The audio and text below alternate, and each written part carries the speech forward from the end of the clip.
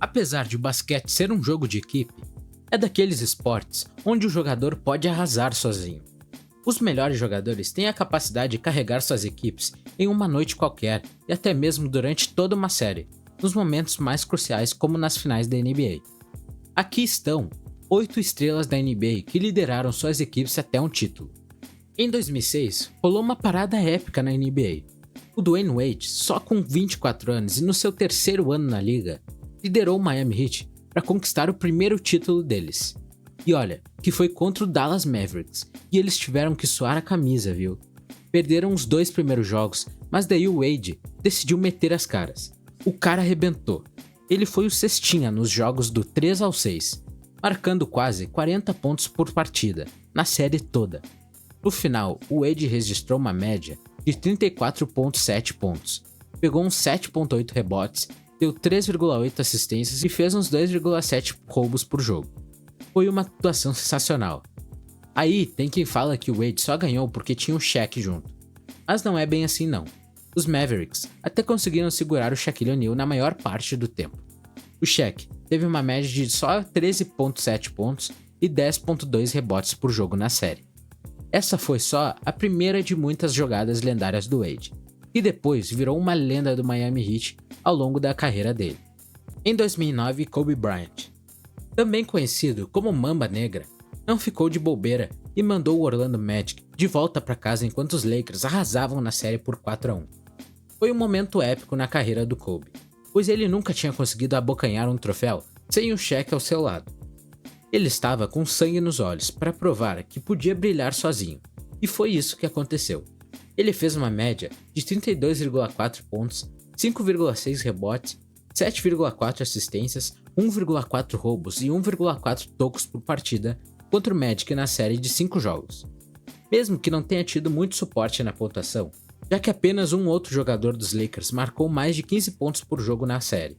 Isso não fez a menor diferença, porque Kobe estava em chamas. Ele foi o cestinha em 4 dos 5 jogos, um destaque incrível de 40 pontos no primeiro jogo, colocando o Magic no lugar deles e vencendo por uma vantagem de 25 pontos naquela noite. Ele estava simplesmente imparável, desde o início, e nem o Magic de Dwight Howard conseguiu conter o furacão Kobe. Em 1993, Michael Jordan, com um histórico impecável de 6-0 nas finais, poderíamos citar várias atuações incríveis do MJ. Mas em 93, ele estava de outro nível, até mesmo para seus próprios padrões estratosféricos. No caminho para conquistar o seu terceiro título consecutivo, ele deu um verdadeiro show contra o time de Charles Barkley, o Phoenix Suns. Michael foi o cestinha em todos os 6 jogos da série, com uma média de tirar o fôlego de 41 pontos por jogo. Mas não parou por aí, o Jordan foi um faz-tudo na quadra. Pegou 8,5 rebotes, distribuiu 6,3 assistências e cravou uma média de 1,7 roubos por jogo. E a mira dele estava mais afiada do que nunca, com mais de 50% de aproveitamento nos arremessos de quadra e 40% nos arremessos de 3 pontos. Resumindo, os Suns não tiveram nem sombra de chance de parar o Jordan na busca pelo seu terceiro título consecutivo. E isso foi o suficiente para o Shaq ficar zoando o Charles Barkley no programa da NBA na TNT. Em 2016, LeBron James deu um show com os Cavs, mesmo quando o time estava um tanto desfalcado. Mas foi nesse ano que ele brilhou mais do que nunca. Tudo naquela série foi incrível para o Rei James. Primeiro, pense no desafio que ele enfrentou, com Cleveland ficando 3-1 para trás contra um time que havia quebrado o recorde da NBA com 73 vitórias na temporada regular. E não podemos esquecer que LeBron estava determinado a acabar com um jejum de 52 anos sem títulos para sua cidade natal. Com todas essas coisas em mente, James foi lá e quase conseguiu uma média de triplo-duplo na série, com 29,7 pontos, 11,3 rebotes, 8,9 assistências, 2,6 roubos e 2,3 bloqueios por jogo. Enquanto sua equipe se tornava a primeira na história da NBA a virar o jogo de uma desvantagem de 3-1 nas finais. Seu bloqueio incrível em André Iguodala nos momentos finais do jogo 7 foi um exemplo do esforço e talento necessários para o que LeBron alcançou em 2016. Tanto aquela jogada específica quanto toda a série são coisas que sempre estarão na história da NBA. Já em 2011, Dirk Nowitzki e seus Mavs fizeram história ao derrotar o super time do Miami Heat em apenas 6 jogos. Quando LeBron, Dwayne Wade e Chris Bosh se juntaram no Heat, muitos acreditaram que eles ganhariam inúmeros campeonatos em South Beach. Porém, o Rei James esqueceu de considerar um fato importante: Dirk Nowitzki. O Heat parecia destinado a ganhar o primeiro de muitos títulos quando abriram 2-1 na série, mas Dirk liderou sua equipe para 3 vitórias consecutivas. Ele teve uma média de 26 pontos e 9,7 rebotes por jogo, e o Miami não tinha resposta para seu jogo de média distância.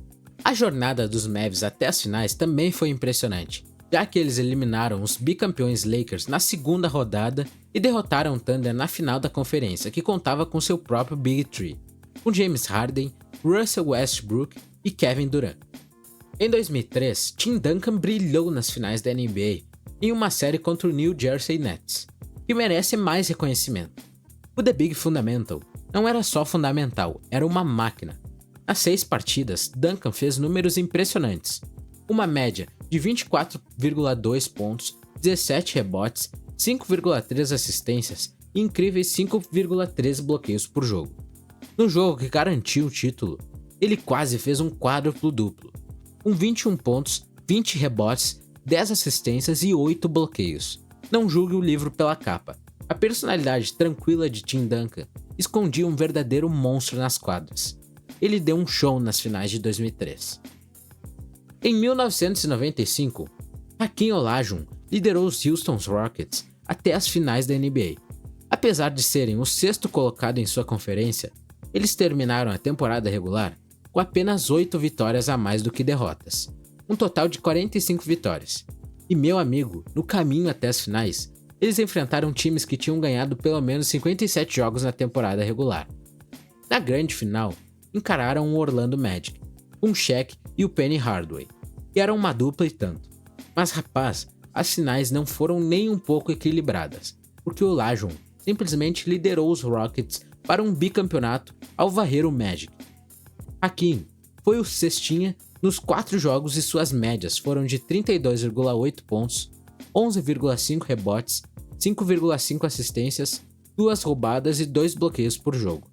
Mesmo que Shaq fosse um novato na época, Hakeem não estava enfrentando um iniciante. Não, ele estava mostrando quem manda na parada. Shaquille O'Neal em 2000. Durante seus incríveis 19 anos na NBA, o grandalhão Shaq mandou ver com 4 títulos, e a jornada para o primeiro deles foi de tirar fôlego. No embate de 6 jogos contra o Indiana Pacers, Shaq arrebentou. Ele liderou em pontuação em todos os 6 jogos e pegou mais rebote em 5 deles. Ele era como um super-herói secreto contra o time de Indiana, com uma média de 38 pontos, 16,7 rebotes e 2,7 bloqueios por partida. Além disso, Shaq era certeiro, acertando mais de 60% dos seus arremessos de quadra. Naquela série épica, O'Neal não teve muito apoio, já que apenas um outro jogador dos Lakers conseguiu marcar mais de 12 pontos por jogo, e esse foi o Kobe Bryant, com 15,6 pontos. Fora isso, ninguém mais parecia interessado em pegar rebotes pelos Lakers. A não ser o Shaq, Robert Horry foi o único outro jogador da equipe com uma média de mais de 5 rebotes por jogo, com 5,2. Foi um daqueles desempenhos incríveis nas finais do Big Diesel, que de alguma forma igualaram a sua estatura física e o tamanho da sua personalidade.